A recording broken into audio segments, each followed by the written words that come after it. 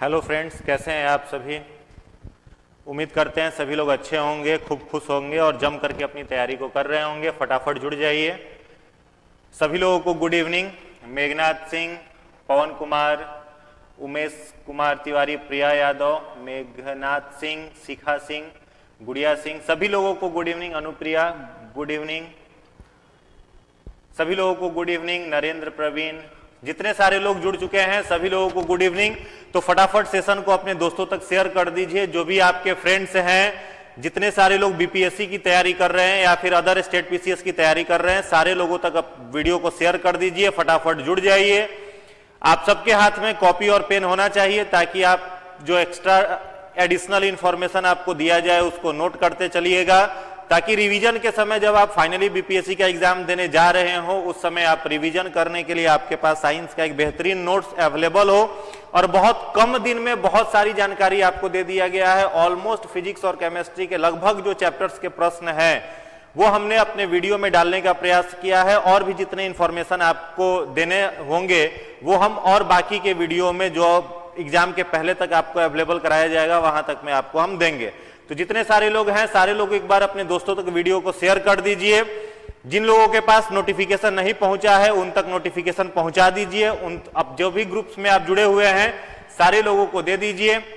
चलिए फटाफट जुड़ते चले जाइए। सभी लोगों को गुड इवनिंग। सभी लोगों को गुड इवनिंग।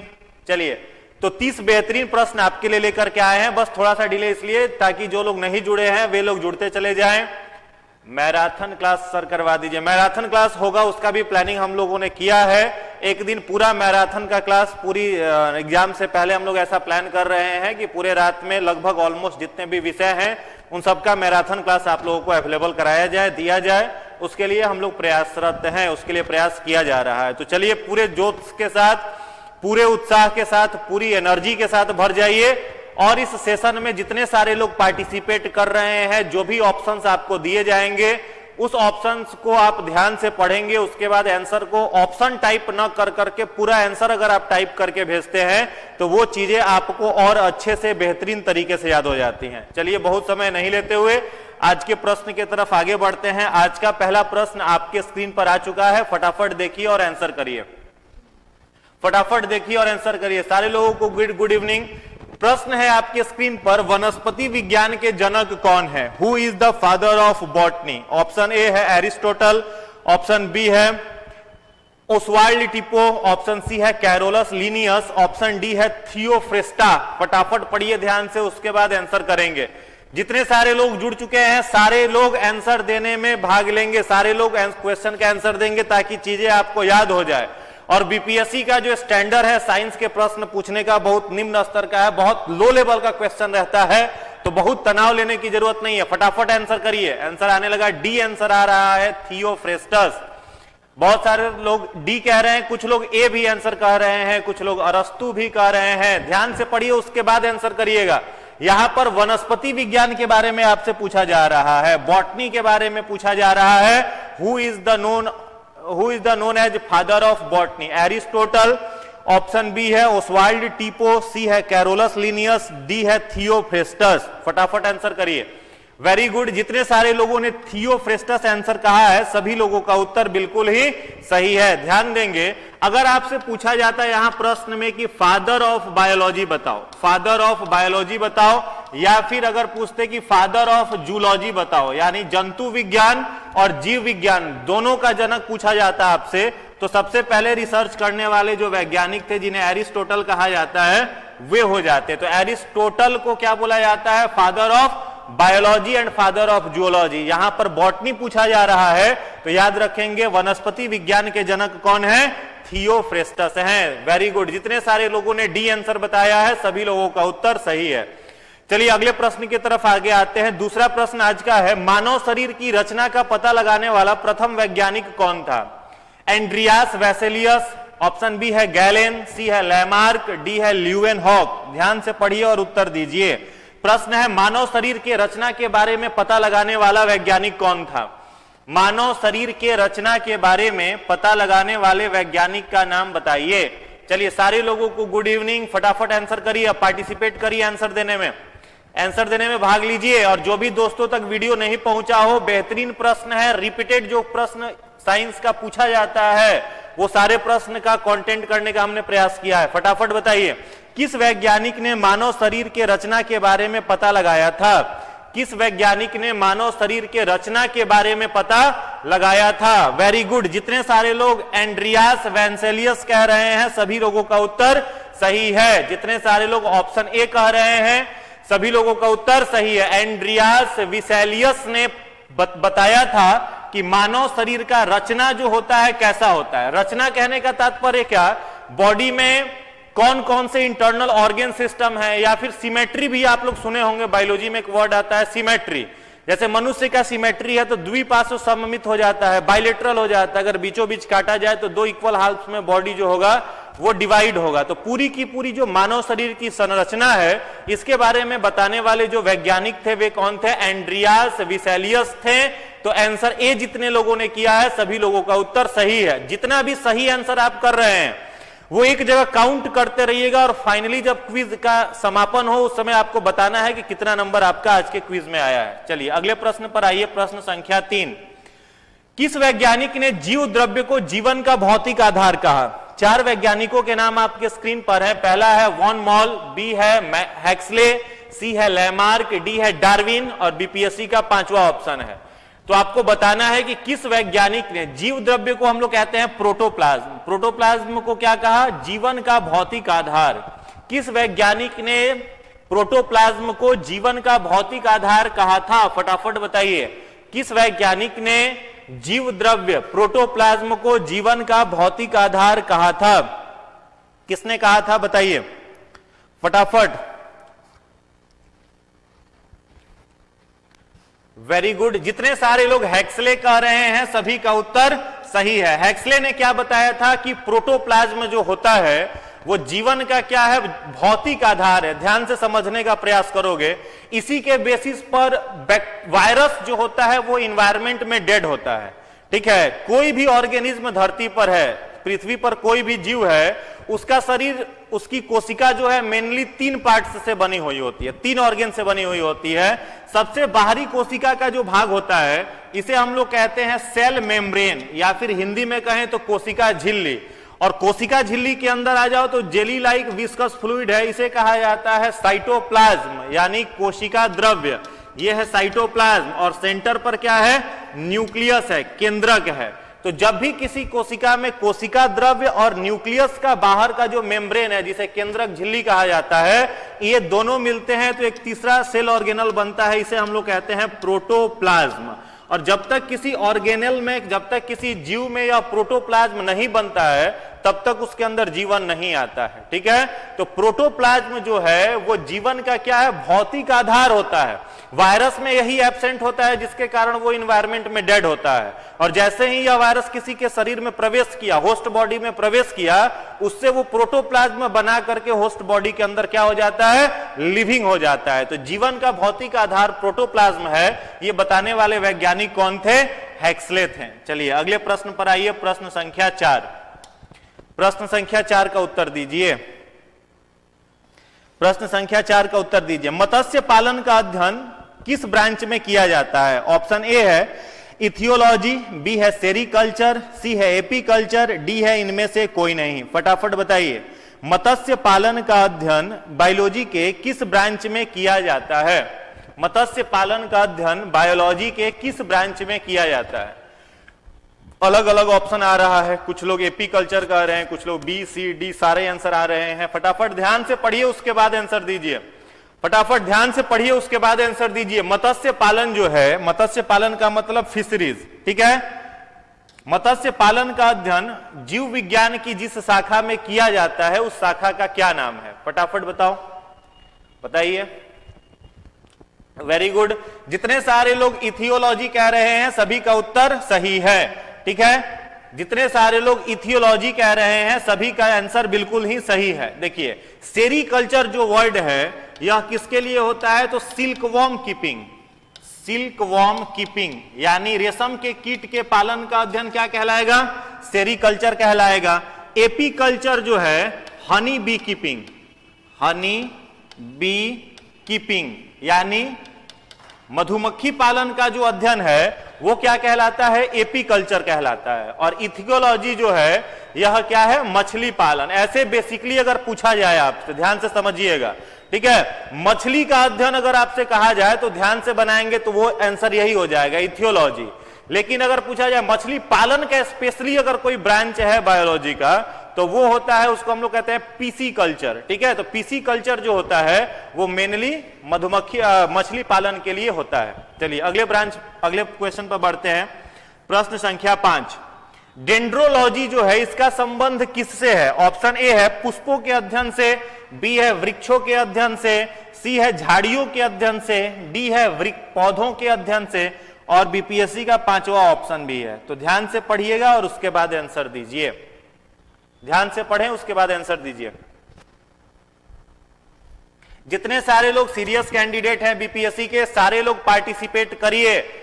जितने सारे लोग क्विज में देख रहे हैं, सारे लोग आंसर देने का प्रयास करेंगे ताकि आपका स्कोर अपलिफ्ट करे, स्कोर बढ़े। फटाफट बताइए, डेंड्रोलॉजी जो है इसका संबंध किससे है? डेंड्रोलॉजी का संबंध किससे है? वेरी गुड, ध्यान देंगे। डेंड्रोलॉजी जो है वो झाड़ियों के भी अध्ययन को कहते हैं और वृक्षों के भी अध्ययन को कहते हैं, ठीक है। वृक्षों का जो अध्ययन होता है उसको भी क्या कहते हैं? डेंड्रोलॉजी ही कहते हैं। और जो झाड़ियां होती हैं, झाड़ियों का देखो, प्लांट को हम लोग 3 वर्गों में बांट सकते हैं, हर्ब्स, सर्ब्स और ट्री। हर्ब्स, सर्ब्स और ट्री। हर्ब्स का मतलब शाकीय पौधे, जो शाक वाले पौधे हैं। सर्ब्स मतलब झाड़ीदार पौधे, जैसे गुलाब हो गया, बांस का पौधा हो गया, इन्हें सर्ब्स कहते हैं। और एक होता है ट्री। ट्री का मतलब होता है वुडी प्लांट्स, काष्ठीय पौधे जो लकड़ी देते हैं। तो इस प्रश्न का जो सही उत्तर हो जाएगा वो हो जाएगा ऑप्शन ई। ऑप्शन ई, इनमें से एक से अधिक, ठीक है। तो जितने सारे लोगों ने आंसर ई दिया है, सभी लोगों का जवाब बिल्कुल ही सही है। चलिए अगले प्रश्न पर आइए। प्रश्न संख्या 6, चिकित्सा शास्त्र के जनक कौन है? Who is the father of medicine? चिकित्सा शास्त्र के जनक कौन है? ऑप्शन ए है हिपोक्रेटस, बी है लैमार्क, सी है मेंडल, डी है डार्विन। आपको बताना है चिकित्सा शास्त्र के जनक कौन है। फटाफट आंसर करिए, चिकित्सा शास्त्र के जनक कौन है? ऑप्शन ए है हिपोक्रेट्स, बी है लैमार्क, सी है मेंडल, और आंसर ऑप्शन डी है डार्विन। फटाफट बताइए। वेरी गुड, जितने सारे लोग हिपोक्रेटस कह रहे हैं सभी लोगों का आंसर सही है। चिकित्सा शास्त्र के जनक कौन है? हिपोक्रेटस। अब एक प्रश्न मेरा आपके लिए है, ध्यान से सुनिएगा और उत्तर दीजिएगा। जब आप इवोल्यूशन पढ़े होंगे तो इवोल्यूशन में एक थ्योरी है जिस थ्योरी का नाम है use and disuse organ theory. अंगों का उपयोग और अनुपयोग, अंगों का उपयोग और अनुपयोग, यह सिद्धांत किसने दिया था? आपके लिए ऑप्शन यही 4 है। बोर्ड पर 4 ऑप्शन है, हिपोक्रेटस, लैमार्क, मेंडल और डार्विन। और मेरा प्रश्न है use and disuse organ theory was given by. फटाफट आंसर करिए। Use and disuse organ theory hippopotamus. Nikita Kumari, hippopotamus नहीं है, हिपोक्रेटस है। क्या पढ़ते हो? चलो फटाफट बताओ, फटाफट आंसर करिए। Use and disuse organ theory किसने दिया था? फटाफट बताइए। Use and disuse organ theory देने वाले वैज्ञानिक का नाम बताइए, बताइए। बिल्कुल सही जवाब है, लैमार्क ने क्या दिया था? Use and disuse organ theory, अंगों का उपयोग और अनुपयोग। जैसे पहले के समय में क्या था, जो जिराफ एनिमल है उसकी गर्दन उतनी लंबी नहीं होती थी, तो जंगल में एक बार वनस्पति पूरा जल करके खत्म हो गया आग लगने से। अब उसको मरने के अलावा कोई उपाय था ही नहीं, भोजन नहीं मिले तो मरे बेचारा। तो क्या करता था, ऊपर के जो पेड़ के ऊपर के जो पत्तियां थी उसको खाने के लिए गर्दन लमड़ाने लगा। लमड़ाते लमड़ाते उसका गर्दन इतना लमड़ गया, पूरा ऊपर चला गया उसका गर्दन। तो ये एक थ्योरी दिया था किसने? लैमार्क ने बताया था। या फिर जो हमारे पूर्वज थे, क्रो-मैग्नन एप, जो मनुष्य का पूर्वज था, होमोसेपियन का पूर्वज कौन? Cro-Magnon app. तो क्रो-मैग्नन एप के पास एक पूंछ होता था, शरीर पर बड़े बड़े बाल होते थे, लोअर कैविटी, लोअर जॉ जो है ये आगे निकला हुआ था, रीढ़ की हड्डी जो थी वो ऐसे थी जिसमें हम लोग हाथ का भी उपयोग चलने में करते थे। तो ये सारे अंग जो शरीर से समाप्त हुए वो किस आधार पर बताया? तो लैमार्क ने बताया use and disuse organ theory के आधार पर, ठीक है।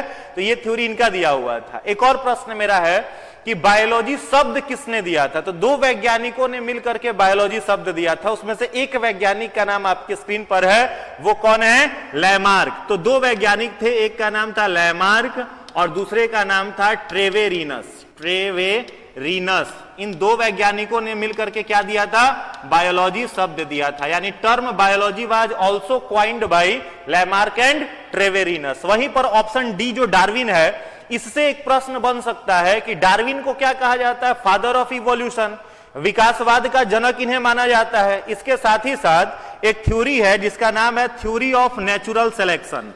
थ्योरी ऑफ नेचुरल सिलेक्शन यानी प्राकृतिक चयनवाद का जो सिद्धांत है वो भी किसने दिया था? तो डार्विन ने ही दिया था। एक किताब डार्विन ने बहुत प्रसिद्ध किताब लिखी थी जिस किताब का नाम है origin of species. Origin of species, यह पुस्तक भी किसके द्वारा लिखी गई थी? डार्विन के द्वारा ही लिखी गई थी। चलिए, मेंडल को सभी लोग जान ही रहे हो, क्या है Gregor John Mendel? Father of genetics, अनुवांशिकी के जनक। अनुवांशिकी के जनक किन्हें कहा जाता है? ग्रेगर जॉन मेंडल को कहा जाता है। अगले प्रश्न पर आइए, प्रश्न संख्या 7। आधुनिक वर्गीकी के जनक कौन है? The father of modern taxonomy is. आधुनिक वर्गीकी के जनक कौन है? फादर ऑफ मॉडर्न टैक्सोनॉमी, फटाफट बताइए, फटाफट आंसर करिए। फादर ऑफ मॉडर्न टैक्सोनॉमी कौन है? Buffon, Marcello Malpighi, Carolus Linnaeus, D है जैकेरियस जेनसन। फटाफट बताइए, who is known as father of modern taxonomy? Buffon, Marcello Malpighi, Carolus Linnaeus या फिर जैकेरियस जेनसन? फटाफट बताइए। वेरी गुड, जितने सारे लोग कैरोलस लिनियस कह रहे हैं सभी लोगों का जवाब बिल्कुल ही सही है। ध्यान से सुनिए, कैरोलस लिनियस जो है इन्हें क्या कहा जाता है? Father of taxonomy. टैक्सोनॉमी क्या है वो सब लोग जान ही रहे होंगे। What is taxonomy? Taxonomy biology का एक ब्रांच है जिसके अंतर्गत हम लोग 3 चीजों का अध्ययन करते हैं और ये पूछा हुआ क्वेश्चन है। प्रश्न पूछा था कि निम्नलिखित में से वर्गीकी जो है वो किसका अध्ययन है, तो ऑप्शन में जब 3 चीज आप देखना तभी टिक करना टैक्सोनॉमी। क्या क्या देखना? पहला देखना आप कि वहां चर्चा हो रहा है आइडेंटिफिकेशन का या नहीं, आइडेंटिफिकेशन। दूसरा देखिएगा क्लासिफिकेशन, वर्गीकरण, क्लासिफिकेशन। और तीसरा आपको देखना होगा नोमेनक्लेचर, नोमेनक्लेचर। यानी टैक्सोनॉमी जो है बायोलॉजी का एक ऐसा ब्रांच है जिसके अंतर्गत हम लोग 3 चीजों का अध्ययन करते हैं, आइडेंटिफिकेशन, क्लासिफिकेशन और नोमेनक्लेचर। इन तीनों का अध्ययन करने के बाद किसी भी जीव का बाइनोमियल नोमेनक्लेचर, द्विपद नाम पद्धति के अनुसार उसका नाम रखा जाता है। तो यही study branch of biology where we study about identification, classification and nomenclature of organism is known as what? taxonomy, वर्गीकी। क्लियर है? तो टैक्सोनॉमी का मतलब ये 3 चीजें। और ये बताने वाले वैज्ञानिक कौन थे? कैरोलस लिनियस, या फिर हो सकता है कई जगह पर कैरोलस लिनियस न देकर के कार्ल वोन लिन लिखा हुआ मिले, कार्ल वोन लिन लिखा हुआ मिले, तो उसका भी मतलब आप समझ जाना क्या? कैरोलस लिनियस की ही बात हो रही है। साथ ही साथ स्टार्टिंग के टाइम में जो जितने भी ऑर्गेनिज्म धरती पर है उन्हें 2 किंगडम में ही बांटा गया था, एक एनिमल और एक प्लांट्स। ठीक है, तो प्लांटी किंगडम और एनिमल किंगडम, जिस समय 2 ही किंगडम था, तो वो 2 किंगडम देने वाले भी वैज्ञानिक किन्हें माना जाता है? तो कैरोलस लिनियस को ही कहा जाता है। फादर ऑफ 2 किंगडम क्लासिफिकेशन भी किन्हें कहा जाता है? तो कैरोलस लिनियस को ही कहा जाता है। चलिए अगले प्रश्न पर आइए, प्रश्न संख्या 8। उत्तर दीजिए, प्रश्न संख्या 8 का आंसर दीजिए फटाफट, फटाफट बताइए। सर्प विज्ञान, स्नेक साइंस क्या है? उसका अध्ययन किसमें किया जाता है? पैथोलॉजी, ओफिनोलॉजी, सूक्ष्म जैविकी या फिर यूफेनिक्स? फटाफट बताइए, फटाफट आंसर करिए। सर्प विज्ञान जो है उसका अध्ययन जीव विज्ञान के किस शाखा के अंतर्गत किया जाता है?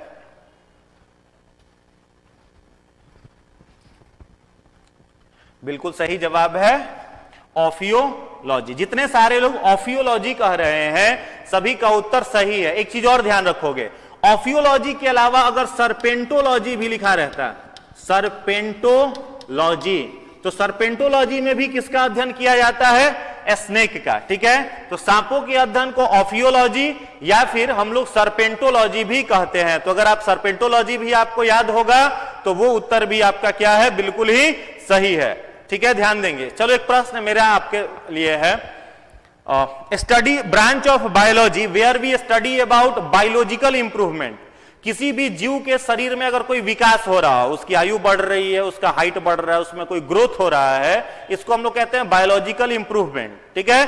तो जीव विज्ञान 4 ऑप्शन आपके पास है, इसमें से आपको बताना है कि बायोलॉजिकल इंप्रूवमेंट का अध्ययन निम्नलिखित में से किस शाखा के अंतर्गत किया जाता है, फटाफट बताइए। Which branch of biology is responsible for study of biological improvement. Answer करिए, जीव विज्ञान की किस शाखा के अंतर्गत बायोलॉजिकल इंप्रूवमेंट का अध्ययन किया जाता है। वेरी गुड, जितने सारे लोग यूफेनिक्स कह रहे हैं सभी लोगों का जवाब सही है। इसके अंतर्गत हम लोग क्या पढ़ते हैं, बायोलॉजिकल इंप्रूवमेंट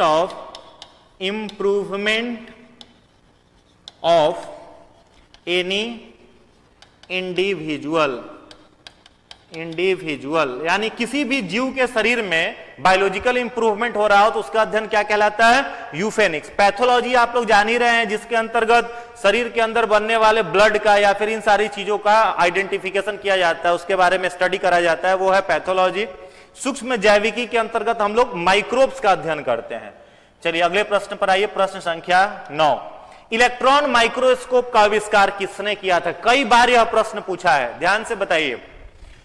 इलेक्ट्रॉन माइक्रोस्कोप का आविष्कार करने वाले वैज्ञानिक का नाम बताइए। किस वैज्ञानिक ने इलेक्ट्रॉन माइक्रोस्कोप का आविष्कार किया था। ऑप्शन ए है एम नॉल व ई रस्का, बी है हैक्सले, सी है रॉबर्टसन, डी है वेंटू ने। फटाफट बताइए, किस वैज्ञानिक ने इलेक्ट्रॉन माइक्रोस्कोप का खोज किया था।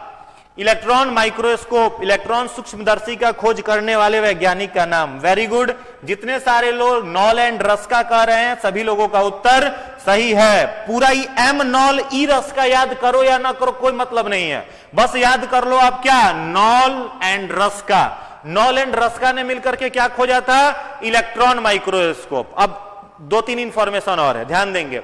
अभी तक बेसिकली 3 प्रकार के माइक्रोस्कोप का खोज किया जा चुका है जिस पर कार्य हो रहा है। सबसे पहला माइक्रोस्कोप था वो कौन सा था, सिंपल माइक्रोस्कोप। सबसे पहले जो माइक्रोस्कोप था वह था सिंपल माइक्रोस्कोप, जिसका आविष्कार किया था जॉनसन एंड जॉनसन ने।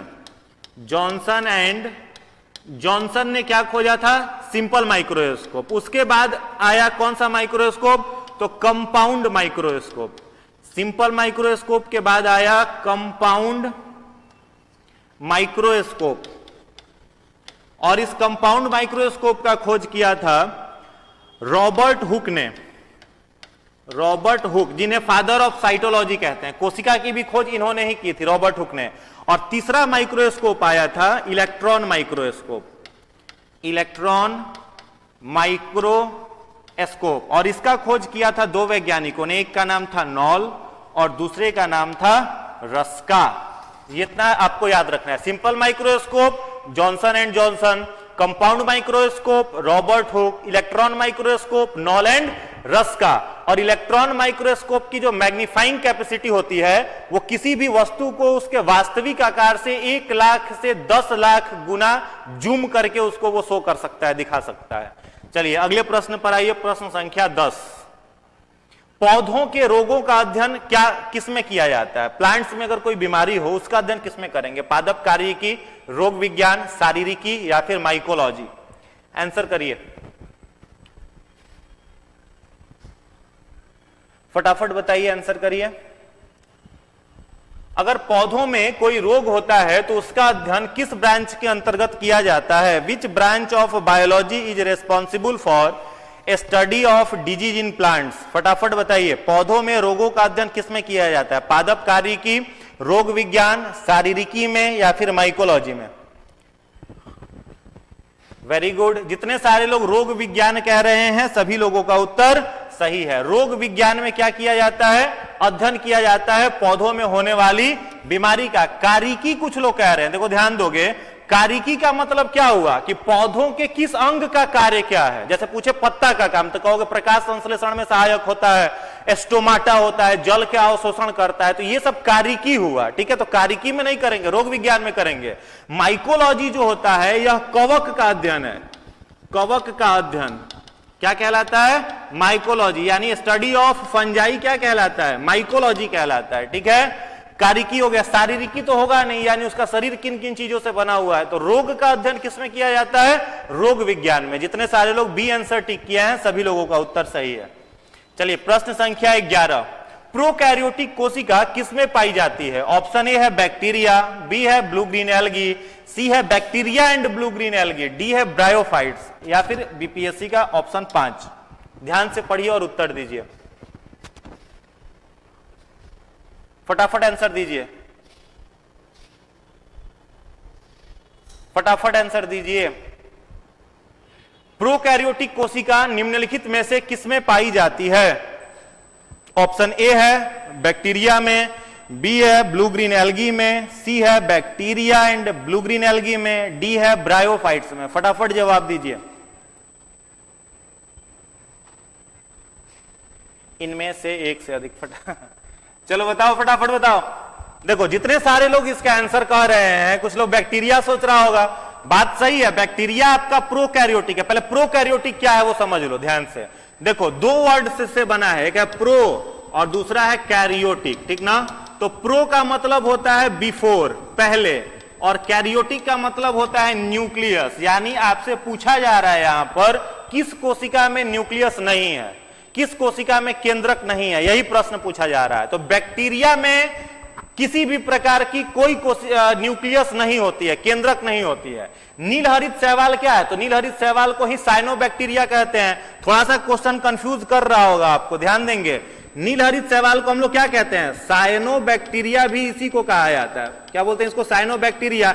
ब्रायोफाइट्स तो होगा नहीं जी, ब्रायोफाइट्स क्या है? प्लांट है। और पौधे क्या होते हैं? यूकैरियोटिक। तो ऑप्शन डी तो आपका ऐसे ही निकल गया। ये भी बैक्टीरिया है और ये भी बैक्टीरिया है। ऑप्शन ए और बी दोनों क्या है? बैक्टीरिया है। तो सही जवाब क्या निकल करके आएगा? Option C. जीवाणु और नीलहरित शैवाल दोनों कैसे जीव होते हैं? तो दोनों होते हैं प्रोकैरियोटिक। जितने सारे लोगों ने ऑप्शन सी दिया है सभी लोगों का उत्तर सही है, सी होगा, ऑप्शन सी। जीवाणु और नीलहरित शैवाल इन दोनों में क्या नहीं पाया जाता है? तो दोनों में नहीं पाया जाता है केंद्रक। That's why these both two are prokaryotic. चलिए अगला प्रश्न है प्रश्न संख्या 12, उत्तर दीजिए, फटाफट बताइए। प्रश्न संख्या 12 का जवाब दीजिए। सबसे अधिक हरित लवक यानी जिसे क्लोरोप्लास्ट कहते हैं किसमें पाया जाता है? सबसे अधिक हरित लवक किसमें पाया जाता है? पैलिसेड पैरेन्काइमा में, दृढ़ कोशिका स्टोन सेल में, सी है स्पंजी पैरेन्काइमा में, डी है रंध्री कोशिका गार्ड सेल में। फटाफट बताइए। निभा कुमारी सर क्लियर नहीं दिख रहा है। मोबाइल का थोड़ा पिक्चर क्वालिटी इंक्रीज करिए, दिखेगा, सब क्लियर दिखेगा। मोबाइल का क्वालिटी बढ़ाइए, वीडियो की क्वालिटी बढ़ाइए, दिख जाएगा। चलिए 12 नंबर प्रश्न का उत्तर दीजिए। प्रश्न संख्या 12 का उत्तर दीजिए, फटाफट बताइए।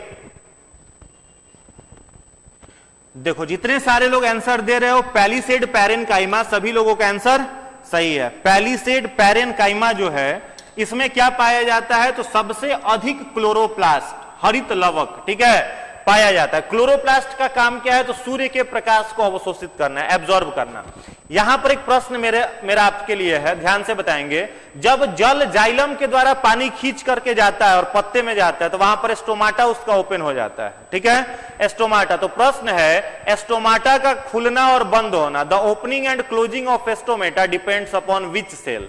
विच cell is responsible for opening and closing of stomata? Option में ही आंसर छुपा हुआ है, ध्यान से पढ़कर के उत्तर दीजिए। ऑप्शन में ही आंसर है, ऑप्शन में ही आंसर है। जूली गुप्ता सर बहुत गलत हो रहा है आज, कोई दिक्कत नहीं है, नए नए प्रश्न तो सीख रहे हैं, सीखने की खुशी होनी चाहिए। गलत कितना हो रहा है तनाव मत लो, सीखने की खुशी होनी चाहिए। चलो बताओ, फटाफट बताओ क्या होगा, बताओ। वेरी गुड, जितने सारे लोग गार्ड सेल कह रहे हैं सभी लोगों का उत्तर सही है। ध्यान देंगे, opening and closing, opening and closing यानी एस्टोमाटा का खुलना और बंद होना, ऑफ एस्टोमाटा, किस पर निर्भर करता है? गार्ड सेल पर निर्भर करता है। स्टोमाटा जो ओपन होता है और क्लोज होता है जल जाने के बाद, पानी पहुंचने के बाद और पानी के निकलने के बाद, वो किस पर निर्भर करता है? गार्ड सेल पर। ध्यान देंगे, बार बार यह प्रश्न रिपीट किया है, कई बार रिपीट किया है, ठीक है, इसलिए ध्यान देंगे इसको। Opening and closing of stomata depends upon guard cell.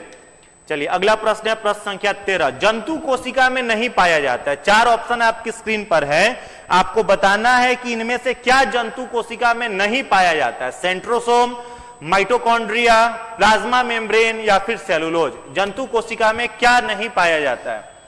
जंतु कोशिका में क्या नहीं पाया जाता है? फटाफट बताइए, जंतु कोशिका में क्या नहीं पाया जाता है? वेरी गुड, जितने सारे लोग सेलुलोज कह रहे हैं सभी लोगों का उत्तर सही है। जंतु कोशिका में तो सेल वाल वाला मामला ही नहीं है। जंतु कोशिका में सेल वाल नहीं होता है। और पौधों का सेल वाल किस चीज का बना हुआ था? सेलुलोज का। प्लांट्स का जो सेल वाल होता है वो बना होता है सेलुलोज का, और जंतु में सेल वाल है ही नहीं, तो सेलुलोज का मामला है नहीं है इसमें। चलिए अगला प्रश्न है प्रश्न संख्या 14। एटीपी का निर्माण कहां होता है? 4 ऑप्शन आपकी स्क्रीन पर है, आपको बताना है एटीपी का निर्माण कहां होता है? एटीपी का निर्माण कहां होता है? फटाफट आंसर दीजिए। एटीपी का निर्माण कहां होता है? राइबोसोम में, गोल्जी बॉडी में, मूल विसर्जन केंद्र में, या फिर इनमें से कोई नहीं, या फिर बीपीएससी का 5वां ऑप्शन? चलो यहां पर ध्यान देंगे, एक ऑप्शन हम यहां खारिज कर देते हैं, ऑप्शन डी। एक ऑप्शन मान लो नहीं है, ठीक है, डी के जगह पर क्या है? ऑप्शन ई है। या फिर मान लो हाँ, डी के जगह पर ऑप्शन ई को लगा लो। अब बताओ, अब तो समझ ही गए होगे, हमने आंसर ही बता दिया, आप समझ गए होगे। चलो देखो, इस प्रश्न का उत्तर क्या हो जाएगा? ऑप्शन ई हो जाएगा। एटीपी जो है इसे हम लोग कहते हैं एडिनोसिन ट्राइफॉस्फेट। एटीपी को हम लोग कहते हैं एडिनोसिन ट्राइफॉस्फेट, या फिर इसे कहा जाता है सेलुलर फ्यूल। कोशिका में जो ईंधन रहता है वो किस रूप में रहता है? ऊर्जा जो बनती है वो किस रूप में बनती है? एटीपी के रूप में। और एटीपी का निर्माण कहां पर होता है? तो याद रखोगे, एटीपी कहां पर बनता है? माइटोकॉन्ड्रिया में। एटीपी का निर्माण कहां होता है? माइटोकॉन्ड्रिया में, इसलिए इसमें माइटोकॉन्ड्रिया नहीं था। राइबोसोम्स क्या होता है? तो राइबोसोम्स फैक्ट्री ऑफ प्रोटीन, पहले दिन इसके बारे में बताया था, ये क्या होता है? फैक्ट्री ऑफ प्रोटीन, प्रोटीन का केंद्र होता है। गोल्जी काय, तो गोल्जी काय जो होता है यह सेक्रीशन का, ठीक है, स्रावित करने का पदार्थों का केंद्र है, और इसकी खोज की थी कैमिलियो गोल्जी नामक वैज्ञानिक ने। चलिए अगले प्रश्न पर आइए, प्रश्न संख्या 15। फटाफट उत्तर दीजिए, प्रश्न संख्या 15 का उत्तर दीजिए। प्रश्न संख्या 15 का उत्तर दीजिए। माइटोकॉन्ड्रिया का संबंध किससे है? उत्सर्जन से, परासरण से, श्वसन से, पाचन रस से। माइटोकॉन्ड्रिया का संबंध किससे है? ध्यान दोगे, यह माइटोकॉन्ड्रिया जो है इसको हम लोग 2 नाम से जानते हैं। पहला नाम इसका क्या है? पावर हाउस ऑफ सेल, कोशिका का ऊर्जा घर है, पावर हाउस ऑफ सेल। दूसरा इसको कहते हैं कोशिकीय श्वसन का केंद्र। इसको दूसरा क्या कहते हैं? कोशिकीय श्वसन का केंद्र। यानी हमारी जो कोशिका होती है वह श्वसन कहां से करती है? माइटोकॉन्ड्रिया से करती है। तीसरा यह क्या है? क्रेब साइकिल का केंद्र, क्रेब साइकिल का केंद्र, ठीक है। तो क्रेब चक्र भी जो होता है जिसके अंतर्गत 36 मोल एटीपी बनता है और फाइनली 38 मोल में वह बदलता है, तो वो सब केंद्र क्या है? तो माइटोकॉन्ड्रिया है। तो माइटोकॉन्ड्रिया का 3 नाम याद कर लो। पहला नाम power house of the cell, दूसरा कोशिका का श्वसन केंद्र, तीसरा क्रेब साइकिल का केंद्र भी कौन है? तो माइटोकॉन्ड्रिया। तो माइटोकॉन्ड्रिया का संबंध किससे है? श्वसन से है, रेस्पायरेशन से है। चलिए अगले प्रश्न पर आइए, प्रश्न संख्या 16। दूध का खट्टा होना किसके कारण होता है? शैवाल, बैक्टीरिया, कवक या फिर ईस्ट? शैवाल, बैक्टीरिया, कवक या फिर ईस्ट? फटाफट बताइए, दूध का खट्टा होना निम्नलिखित में से किसके कारण होता है? तो जितने सारे लोग इसको बता रहे हैं बैक्टीरिया, सभी लोगों का उत्तर सही है, बैक्टीरिया। अगर पूछा जाए दूध के खट्टा होने का मतलब यहां पर क्या कह रहा है? मिल्क कन्वर्टेड इनटू कर्ड, ठीक है। तो मिल्क को कर्ड में कन्वर्ट करने वाला जो बैक्टीरिया है उसका नाम है लैक्टोबैसिलस। चलिए अगले प्रश्न पर आइए, प्रश्न संख्या 17। पारितंत्र, जिसे हम लोग इंग्लिश में कहते हैं इकोसिस्टम, पारितंत्र जिसे क्या कहते हैं? इकोसिस्टम। का निर्माण होता है? जैविक वातावरण से, बी है अजैव वातावरण से, सी है समिष्ट संगठन से, डी है जैव और अजैव दोनों से। फटाफट बताइए, फटाफट आंसर करिए। पारितंत्र का निर्माण कैसे होता है? पारितंत्र जिसे इकोसिस्टम कहते हैं, इसका निर्माण कैसे होता है?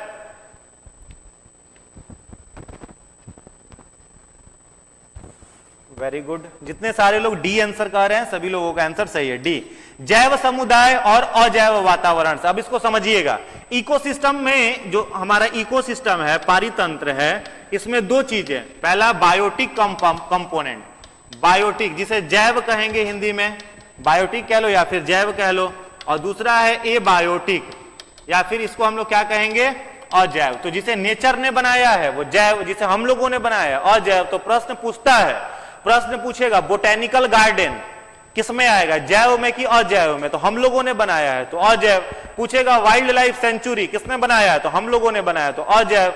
एक्वेरियम किसने बनाया है? हम लोगों ने बनाया है, अजैव। पूछेगा रिवर नेचर ने बनाया है, जैव। पूछेगा पोखरा तालाब किसने बनाया? हम लोगों ने बनाया है तो अजैव।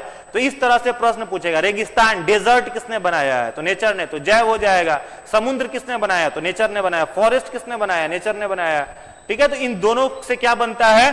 पारितंत्र का निर्माण होता है। तो ऑप्शन डी जो है biotic community and abiotic environment, इस प्रश्न का सही उत्तर है। चलिए प्रश्न संख्या 18, निम्न में से कौन प्रोकैरियोटिक नहीं है? फिर से वो प्रश्न रिपीट हुआ है लेकिन ऑप्शन चेंज है, ध्यान देके बनाएंगे। निम्न में से कौन प्रोकैरियोटिक नहीं है पूछा जा रहा है। इन्फ्लुएंजा वायरस, बी है क्लोरेला, सी है तपेदिक जीवाणु, डी है ईस्ट।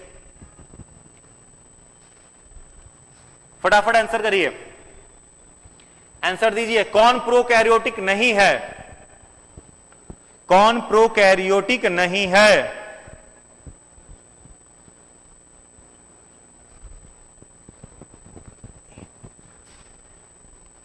यह प्रश्न अधिकांश लोगों का गलत ही जा रहा है, बहुत सारे तो सब लोगों का गलत जा रहा है, सब लोगों का आंसर गलत जा रहा है। ध्यान से पढ़िए, उत्तर दीजिए। चेंज कर सकते हैं आंसर, अभी ओएमआर सीट वाला मामला नहीं है, यहां पर चेंज कर सकते हो, चेंज कर सकते हो आप। कॉपी पेस्ट करने मत करिए, कॉपी पेस्ट करिएगा तो सही नहीं होगा। फटाफट बताइए जो और आंसर गलत होगा। ध्यान दो, देखो प्रोकैरियोटिक कौन नहीं है पूछा जा रहा है, ठीक है? तो ऑप्शन ए है इन्फ्लुएंजा वायरस, ये भी नहीं है, प्रोकैरियोटिक नहीं है। क्लोरेला, ये भी नहीं है। बैक्टीरिया, तो अभी थोड़ी देर पहले हमने बताया था कि बैक्टीरिया कौन सा सेल होता है? तो प्रोकैरियोटिक। तो बैक्टीरिया क्या है? प्रोकैरियोटिक है। ईस्ट, ये भी प्रोकैरियोटिक नहीं है। तो ए, बी और डी ये तीनों प्रोकैरियोट नहीं है। तो आंसर क्या निकल करके आएगा? ई। तो जितने सारे लोगों ने ई आंसर किया है सभी लोगों का जवाब बिल्कुल ही सही है। ऑप्शन ई इस प्रश्न का सही जवाब है। इन्फ्लुएंजा वायरस भी प्रोकैरियोटिक नहीं है, क्लोरेला भी प्रोकैरियोटिक नहीं है, ईस्ट भी प्रोकैरियोटिक नहीं है। एकलौता तपेदिक जीवाणु जो है वो प्रोकैरियोटिक है, इसलिए ऑप्शन ई इस प्रश्न का सही जवाब है। चलिए प्रश्न संख्या 19, फाइलोजेनी में अध्ययन किसका किया जाता है? आज बेहतरीन क्वेश्चन लेकर के आए हैं, तो आज का प्रश्न अगर सीख लिए और कॉन्सेप्ट के साथ सीख लिए तो बायोलॉजी कभी गलत ही नहीं होगा, इसलिए ध्यान से बनाइएगा। फाइलोजेनी में किसका अध्ययन किया जाता है? फाइलोजेनी में किसका अध्ययन करते हैं? जीवों के उद्विकास के बारे में, जीवों के कार्यकी प्रक्रिया के बारे में, मानवों की उत्पत्ति और परिवर्धन के बारे में, या फिर जीवों की उत्पत्ति या परिवर्धन के बारे में? बताइए, फटाफट बताइए।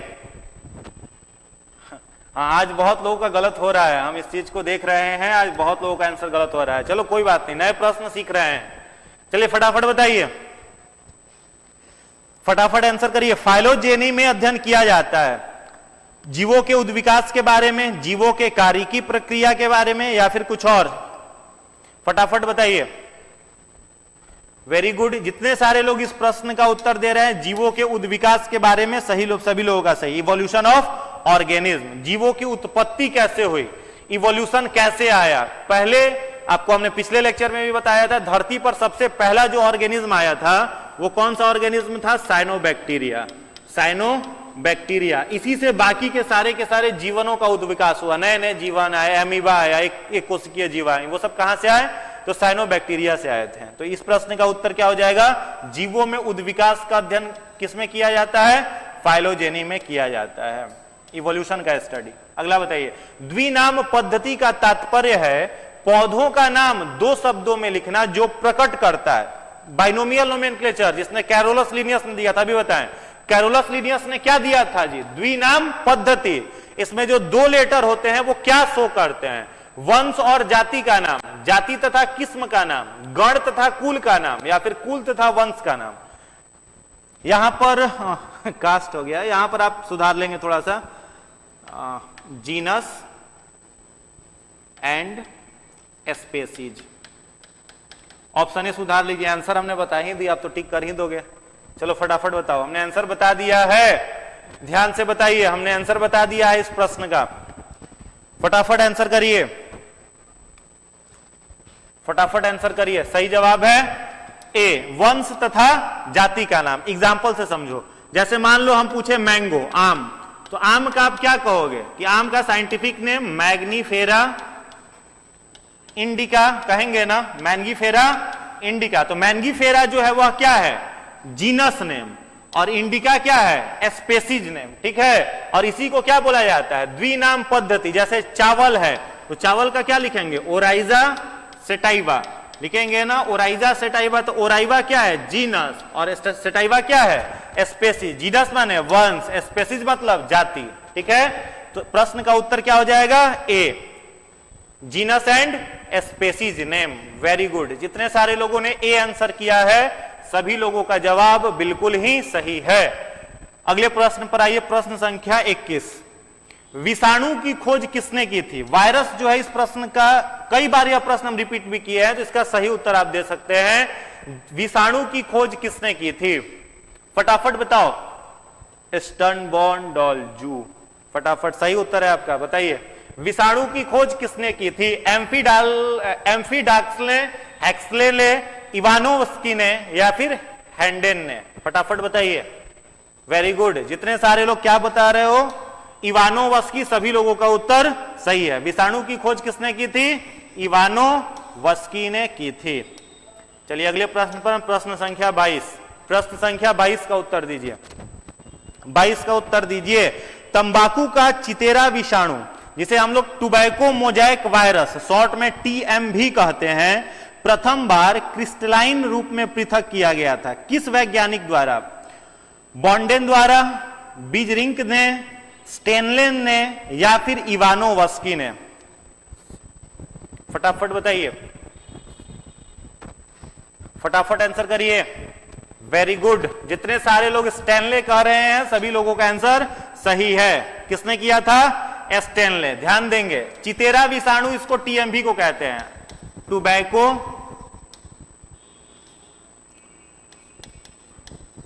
टुबैको मोज़ैक वायरस, TMV। एक और चीज याद रखना है, पूछता है प्रश्न कि TMV वायरस जो है ये किस वायरस के फैमिली का है? तो याद रखेंगे रेट्रो वायरस। किस वायरस के फैमिली का है? यह रेट्रो वायरस फैमिली का है, और यह क्रिस्टलाइन रूप में पृथक किया गया था। यह बताने वाले वैज्ञानिक कौन थे? स्टैनले थे।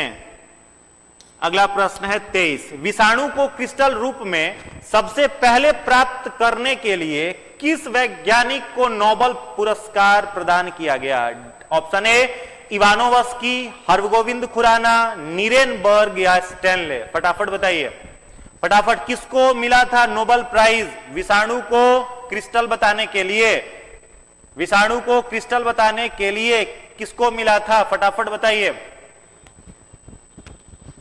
फटाफट बताइए, फटाफट उत्तर दीजिए। वेरी गुड, जितने सारे लोग स्टैनले कह रहे हैं सभी लोगों का जवाब सही है। स्टैनले। किसको मिला था? स्टैनलो को मिला था। हरगोविंद खुराना के नाम से भी आप लोग परिचित है, बेचारे भारत से थे, इनका भी कई बार प्रश्न पूछता है, ठीक है। तो वायरस में DNA में जो प्रोटीन के बारे में बताने वाले, प्रोटीन संश्लेषण के बारे में बताया था, इन्होंने उस पर काम किया था। इवानोव्स्की ने क्या किया था? वायरस की खोज की थी। चलिए अगले प्रश्न पर आइए, प्रश्न संख्या 24। ध्यान से पढ़िए, उत्तर दीजिए। प्रश्न संख्या 24।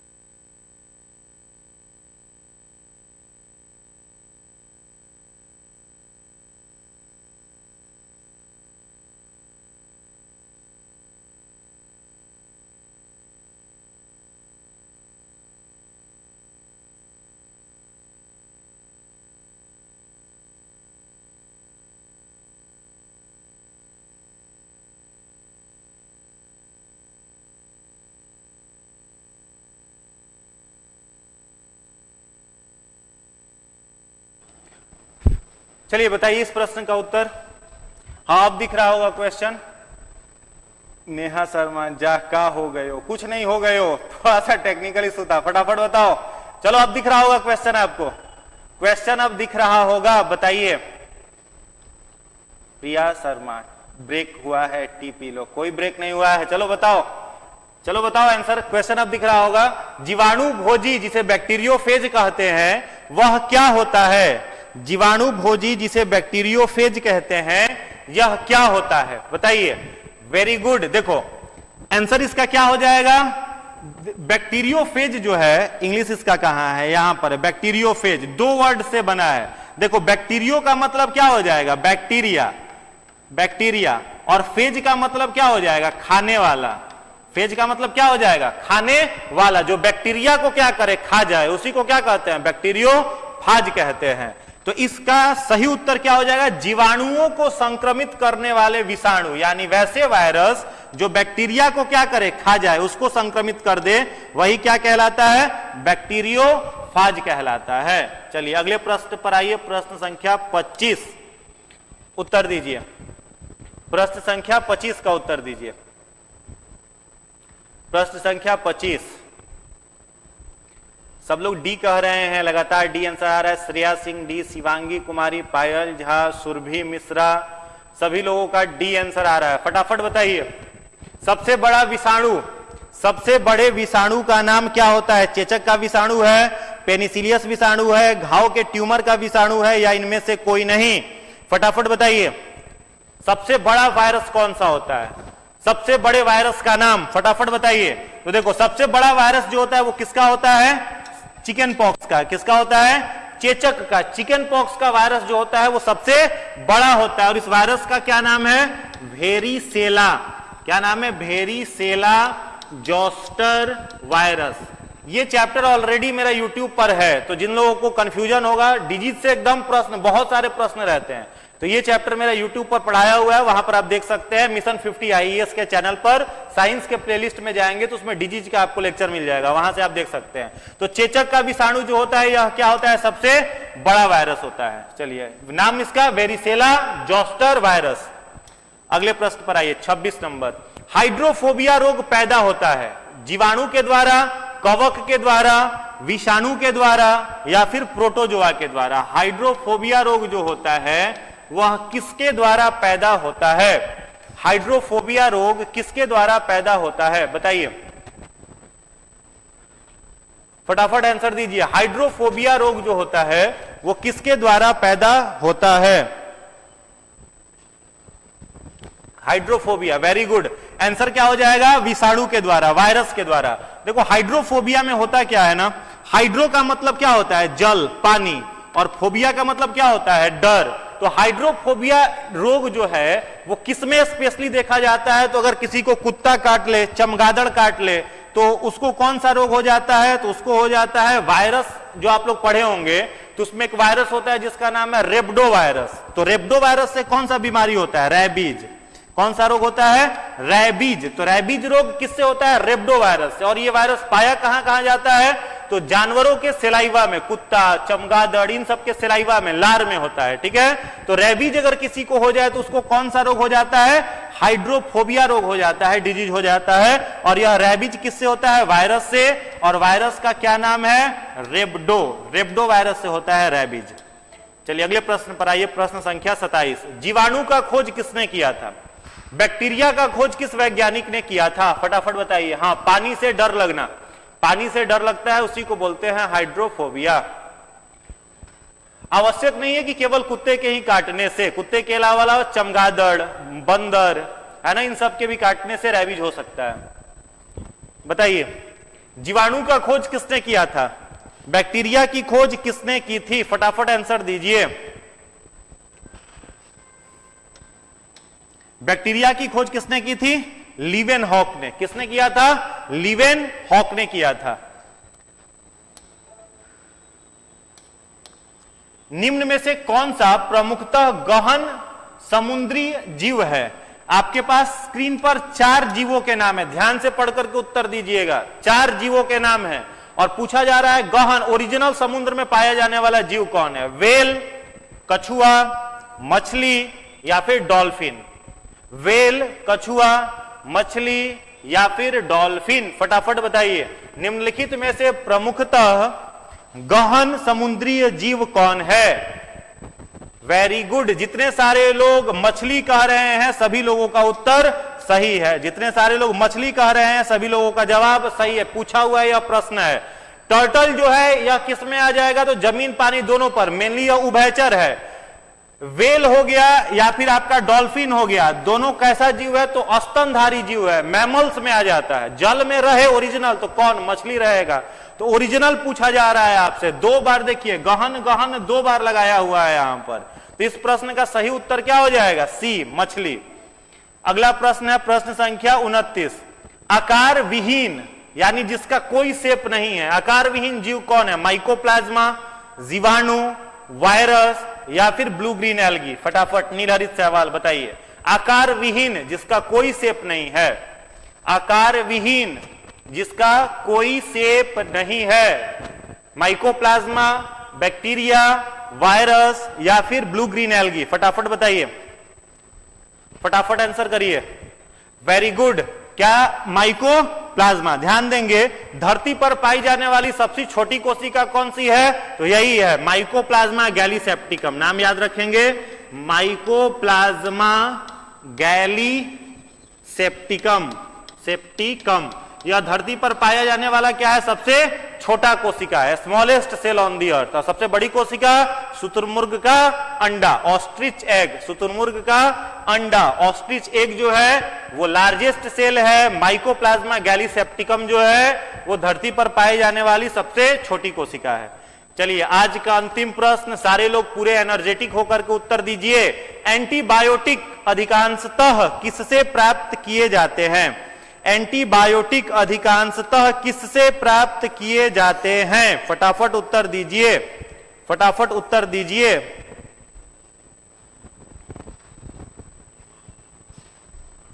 फटाफट उत्तर दीजिए। देखो बहुत सारे लोग फंजाई कह रहे हैं, बात आपकी भी सही है, मान लेते हैं। ध्यान देंगे, एंटीबायोटिक जो होता है, या एंटीबायोटिक क्या होता है? बैक्टीरिया के खिलाफ जो लड़ाई लड़े। बैक्टीरिया के जो कोशिका के बाहर कोशिका भित्ति होती है, जो पेप्टिडोग्लाइकेन की बनी हुई होती है, उसको तोड़ने का काम मेनली कौन करता है? तो एंटीबायोटिक। तो सबसे पहला जो एंटीबायोटिक बना था ना, वो किससे बना था? कवक से ही बना था, जिसका नाम था पेनिसिलिन। क्या नाम था एंटीबायोटिक का? पेनिसिलिन। और कवक का जो नाम था वह था पेनिसिलियम। कवक का क्या नाम था? पेनिसिलियम। खोजा किसने था? अलेक्जेंडर फ्लेमिंग ने। अलेक्जेंडर फ्लेमिंग ने खोजा था। तो यह पहला एंटीबायोटिक था। लेकिन प्रश्न यहां पर क्या है? ध्यान दो, अधिकांशतः प्राप्त होते हैं। सबसे ज्यादा किससे प्राप्त होते हैं? तो सबसे ज्यादा वो प्राप्त किए जाते हैं किससे? बैक्टीरिया से ही। सबसे ज्यादा वो बनाए किसके द्वारा जाते हैं? तो बैक्टीरिया के ही द्वारा बनाए जाते हैं। तो जितने सारे लोगों ने ऑप्शन सी टिक किया है सभी लोगों का उत्तर बिल्कुल ही सही है। जितने सारे लोगों ने सी टिक किया है बैक्टीरिया, उन लोगों का जवाब बिल्कुल ही सही है। तो किसका कितना नंबर आया? फटाफट टोटल नंबर अपना काउंट कर करके बताइए। किसका कितना नंबर आया? टोटल नंबर अपना जोड़ करके आंसर बताइए। फटाफट कितना नंबर आया बताइए, फटाफट बताइए। वेरी गुड, जितने सारे लोगों का अच्छा नंबर आया है 24, 25 ऐसे आंसर आ रहा है। चलिए वेरी गुड, खूब मेहनत करिए, खूब इंजॉय करिए, पूरे दम लगा करके, पूरे एनर्जी लगा करके पढ़िए, बहाना मत बनाइए। जितने सारे लोग बहाने बना रहे हैं कि हमारा असर अगली बार हो जाएगा, इस बार बहुत सारी कमियां रह गई, घर के परिवेश नहीं मिल रहे हैं, घर पर हम पढ़ रहे हैं तो वैसा परिस्थिति नहीं बन पा रहा है, अलग अलग प्रकार के डिस्टरबेंस हो रहे हैं। मेरे मित्र, डिस्टरबेंस में ही पढ़ करके पेपर बेचने वाला व्यक्ति कलाम बना था, कठिन परिस्थितियों में रह करके ही पेट्रोल पंप पर तेल देने वाला व्यक्ति धीरू भाई अंबानी बना था, नास्तिक नरेंद्र विवेकानंद बने थे, उतनी बड़ी चुनौती उनके जीवन में थी तो वो भी कठिन परिस्थिति से ही निकल करके आए थे। महात्मा गांधी बने तो उनके सामने भी चुनौती थी, गडेरिया का लड़का शिवाजी बन करके पूरे विश्व में नाम करवाया, उसके भी सामने परिस्थिति विषम ही थी। और वर्तमान समय में जो चाय बेचने वाला अपने भारत का प्रधानमंत्री है, उनके भी सामने परिस्थिति अलग ही थी। तो किसी को भी बनाया प्लेटफॉर्म नहीं मिलता है, अपना रास्ता खुद से तैयार करना पड़ता है, खुद से बनाना पड़ता है। तो कड़ी मेहनत, कड़ी लगन अपने अंदर अपनाने का पैदा करो, हार्ड वर्क का कोई विकल्प नहीं है। या तो बहाने बना करके अपना इज्जत बचा लो, बहाने बना करके या तो इज्जत बचा लो, या फिर मेहनत कर करके दुनिया के सामने अपनी इज्जत बना लो, दोनों आपके ऊपर डिपेंड करता है। तो नजरें बदली तो नजारे बदल गए, किश्ती ने रुख मोड़ा तो किनारे बदल गए। तो जम करके मेहनत करते रहिए, पूरे ऊर्जावान होकर के अपनी पढ़ाई को करते रहिए, और इस बार का, इस साल का रिजल्ट निश्चित रूप से आपका होगा। इसी दृढ़ विश्वास के साथ लगातार हम लोगों के साथ बने रहिए, खूब मेहनत करिए, खूब खुश रहिए और लगातार हार्डवर्क करते रहिए। वीडियो में अगर एडिशनल इंफॉर्मेशन मिला हो तो वीडियो को लाइक जरूर कर दीजिएगा, अपने दोस्तों तक शेयर जरूर कर दीजिएगा, ताकि आपके दोस्तों तक अधिक से अधिक जानकारी